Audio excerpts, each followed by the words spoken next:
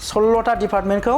आसाम सरकारनो फानबाय होननानै बिथांमोना बुंदोंमोन आरो मोनसे खोथाया बुंदोंमोन मा माने प्रमद बर'हा साख्रि होनो हानाय जायखि बिटिसिनि सक्ति बेखौबो खोमानानै लाबाय होननानै बुंदोंमोन बारे बारे बुंदोंमोन बिथांमोना किन्तु दिनै जेब्ला जों UPPL सरकारा प्रमद बर' सारा जेब्ला साख्रि होफैबाय फोरोंगिरिनिफ्राय हमनानै फरेस्टनिफ्राय हमनानै बायदिसिना 3rd ग्रेड 4th ग्रेडसिम जेब्ला साख्रि होफैबाय अब्ला बिथांमोना आरो गोदान मोनसे नेरेटिभ दिहुनलायबायलाय मा फैसा होनानै साख्रि होदों होननानै जायफ्रा इन्टारभिउ पास खालामदों बिथांमोना गय खान्दिसे जाहोनाङालासिनो दिनै साख्रि मोनदों दा बाहाय बुंनांगौ जेबो गैया BTC सेक्रेटारियेटनि जायनाखि गेट बेखौनो 17 बोसोराव बिथांमोना बानायनानै लानो हायाखै BTC सेक्रेटारियेटआवहाय जायनाखि डिजाइन बानायनांगौमोन जायनाखि साजायनांगौमोन बेखौनो बिथांमोना बानायनो हायाखै 17 बोसोराव बिथांमोना जा मावदों बिनि 10 गुन बारा जोंनि प्रमद बर' सारा नैबे थांनाय बोसोरबायाव मावनानै होबाय बे बोसोरबायावबो बोसोरसे मास मोननैया कर'नानि थाखाय लकडाउन बायदिसिनानि थाखाय खामानि मावनो सुबिदा मोनाखै दा हिसाब लायोबा जों 3.5 बोसोरनि एसेल' बारा खामानि मावनो मोनदों बाहायनो बेबायदि डेभेलप खालामनानै होबाय आरो फैगौ बोसोरबा सम जुदि मोनबावोबा रायजो राजानि आशीर्बाद मोनबावोबा आरो जथेस्थ' खामानि मावनो हागोन होननानै जोंहा फोथायनाय दं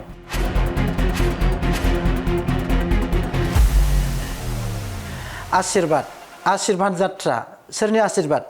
रायजो राजानि दा रायजो राजाया 17 बोसोराव गिलु बालु थगायजाबाय 17 बोसोराव बे एसेबां थगायजाखांनायनि उनाव दिनै आशीर्बाद लाफिननो ओंखारनांनायानो लाजिथाव बाथ्रा खारन 17 बोसोर आशीर्बाद होनानै बिथांमोनखौ पावाराव दोनदोंमोन आरो गाज्रि खामानि मावनायनि थाखायनो बिथांमोनखौ पावारनिफ्राय बोखारबाय रायजो राजाया आरो दिनै बोखारजानायनि उनाव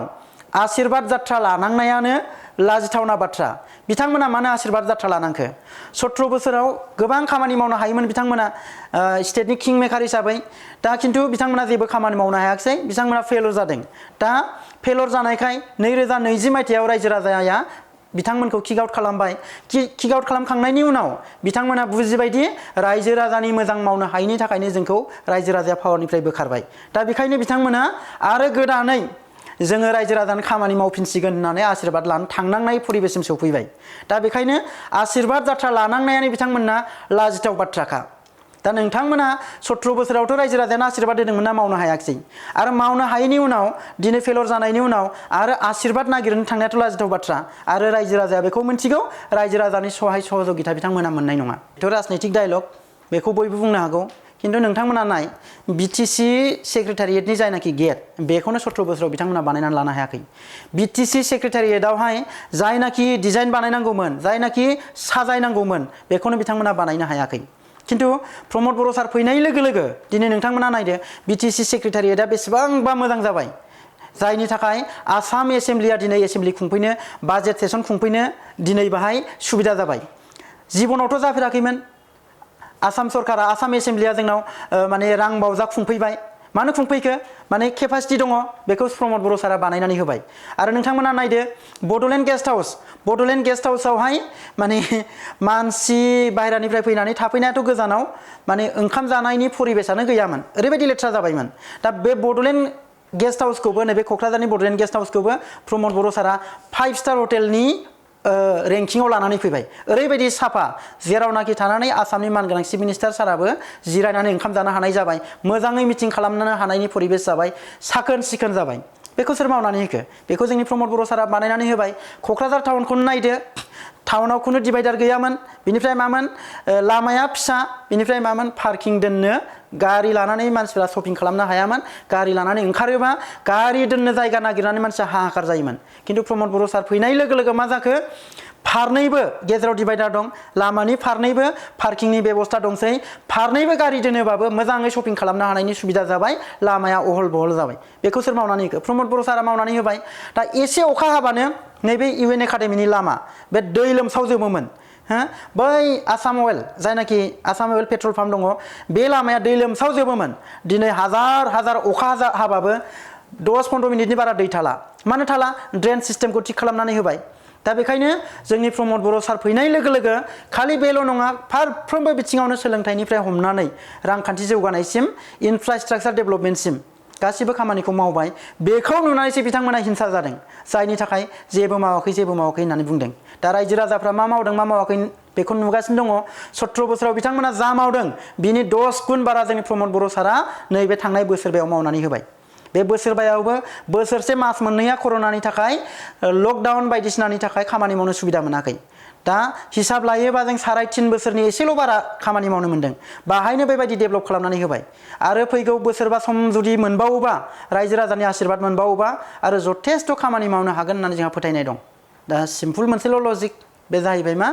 प्रमद बर' सारनि जायनाखि आदर्श बे आदर्श जाहैबाय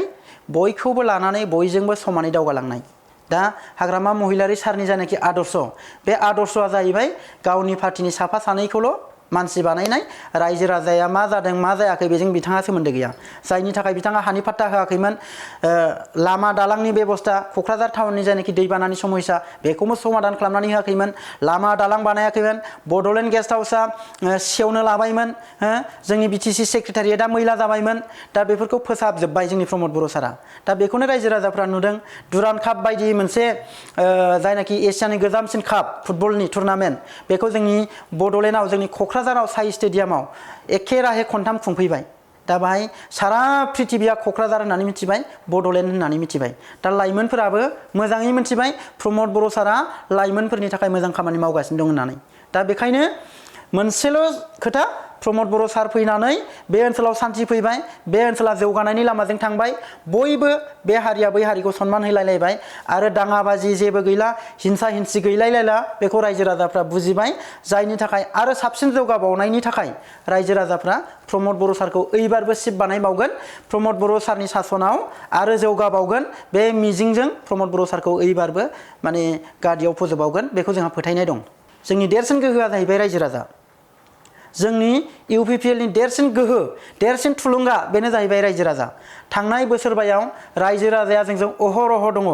थांनाय बोसोरबायाव जों UPPL हिसाबै रायजो राजाजों हर सान थाफानानै खामानि मावदों बिथांमोननि सुखु दुखुखौ जों खोनासंदों जा हायो बे खम समनि गेजेरावनो समाधान खालामनानै होदों आरो सानसे साननैजोंनो फोजोबनो हानाय समस्याखौ फोजोबनो हानाय बेथ' जिबनाव जाफेरखाया दा बेखायनो जा हायो समाधान खालामबाय आरो माखासेखौ खालामलांगासिनो दङ बेखायनो जों बुङो जोंनि थुलुंगा जोंनि गोहो जोंनि सक्ति जोंनि एभ्रिथिं बे जाहैबाय रायजो राजा राजखान्थियाव आंनि बुजिनायाव राजखान्थियाव पार्मानेन्ट लोगोबो थाया पार्मानेन्ट सुथ्रुबो थाया दा खोथाया जाहैबाय राजखान्थिया मोनसे अंकजों सोलियो दा सोरनि लोगोआ सोर जों बेखौ बुंनो थाङा खिन्थु जोंहा गावनि सायाव फोथायनाय दं मासे दाउआ जेब्ला दालायाव बायो अब्ला बे दाउआ दालायनि सायाव बेहा फोथायनायाबो गैया दालायनि सायाव बिसास खालामनानै बे दालायाव बाया बेयो गावनि आथिंनि सायाव बिसास खालामनानैसो दालायाव बायो थिग बिदिनो UPPL आबो मा सोरबा राजखान्थि हान्जानि सायाव निर्भर खालामनानै राजखान्थि खालामाखै UPPL आ UPPL नि सायावनो भरोसा खालामनानै UPPL आ रायजो राजानि सायावनो भरोसा खालामनानै राजखान्थि खालामदों बेखायनो सोरबाया सोरनिबा लोगो सोरबाया सोरनिबा दुश्मन बेखौ जोंहा नांजानांगौ जेबो गैया बे बिथांनि खोथा बिथांनि सिन्थाधारा जानो हागौ खिन्थु UPPL आ सोरनिबा पकेटाव सोनानै थाबायजानाय मोनसे राजनैतिक दल नङा UPPL आ मोनसे इन्डिपेन्डेन्ट राजनैतिक दल परिबेसा जेरै थिनो जोंनि UPPL दोलोआ बे रोखोमै खामानि मावो आरो जोङो रायजो राजाया जेरै लुबैयो रायजो राजाया जेरै गोसो जायो जों UPPL आ बे लामाजों थांगोन गतिके बेखायनो जोंहा सोरबा माबा बुंदों बेनि सायाव जोंहा जुक्ति होनांगौ बा बेखौ काउन्टार होनांगौ फिननाय होनांगौ होननानै जों साना दा मोनसे खोथाया बेनो बै समाव बे बुंग्रायाबो रावबो नङा दे BPF नि मानसिफोरानो बुङो BPF नि मानसिफोरानो थुनज्लायो दा खोथाया जाहैबाय बै समाव मोनसे खोथा बिथांमोना बारे बारे बुंबाय थादोंमोन BTC नि मोनखानाय गोहो 16टा डिपार्टमेन्टखौ आसाम सरकारनो फानबाय होननानै बिथांमोना बुंदोंमोन आरो मोनसे खोथाया बुंदोंमोन माने प्रमद बर'हा साख्रि होनो हानाय जायखि BTC नि सक्ति बेखौबो खोमानानै लाबाय होननानै बुंदोंमोन बारे बारे बुंदोंमोन बिथांमोना खिन्थु दिनै जेब्ला जों UPPL सरकारा प्रमद बर' सारा जेब्ला साख्रि होफैबाय फोरोंगिरिनिफ्राय हमनानै फरेस्टनिफ्राय हमनानै बायदिसिना 3rd ग्रेड 4th ग्रेडसिम जेब्ला साख्रि होफैबाय अब्ला बिथांमोना आरो गोदान मोनसे नेरेटिभ दिहुनलायबायलाय मा फैसा होनानै साख्रि होदों होननानै बिथांमोना फोरमान हो प्रमद बर' साराथ' बारे बारे बुंगासिनो दङ जुदि जामारदोंबा फोरमान हो खिन्थु बिथांमोननि आखायाव जेबो फोरमान गैया बे राजनैतिक मोनसे डायलग दा बेखायनो बेनि सायाव फिननाय होनांगौ होननानैबो आं साना जायफ्रा मिथिबायना मेरिटरियास स्टुडेन्टसफोर जायफोर दङ जायफ्रा इन्टारभिउ पास खालामदों बिथांमोना गय खान्दिसे जाहोनाङालासिनो दिनै साख्रि मोनदों दा बाहाय बुंनांगौ जेबो गैया दा बेखायनो बिथांमोना बखिखागोन अपोजिसनाव थानाय नालाय बेखायनो जोंहा फिननाय होनांगौ दं होननानैबो आं साना बिथाङा हेलिकप्टार लानानै बिरबायदों। दा क'क्राझारनिफ्राय सरलपारासिम थांनो थाखाय मानो हेलिकप्टारनि गोनांथि जादों? दिनै हेलिकप्टार बिरहोनानै रायजो राजाया जुदि उन्नति जायोबा, गंथामसो बायदि बिटिसिआव सरकारा हेलिकप्टार सालायथिंलाबाय थादों उन्नति जायोबा। दा खोथाया जाहैबाय मा, खुनु जुक्तिनि बाथ्रा नङा। प्रमद बर' सारा हानि मानसि, हायाव थानानै खामानि मावगोन, जोङो अख्राङाव बिरबायनानै खामानि मावा। दा बिथाङा गावनि ग्लेमार देखायदों, गावहा थाखा फैसा दं होननानै देखायदों। जोंहा UPPLआ, जोंहा प्रमद बर' सारा फैसा थाखा गैया, हेलिकप्टार बिरहोनांगौ होननानैबो साना। रायजो राजाजों थानानै हायाव गानानै हायाव थाबायनानैनो जोङो मा रायजो राजानि खामानि मावगोन। गतिके बिथाङा गावनि थिफुलाखौ देखायदों, जोंहा बुंनांगौ जेबो गैया आरो रायजो राजाफ्रा बिसार खालामगोन।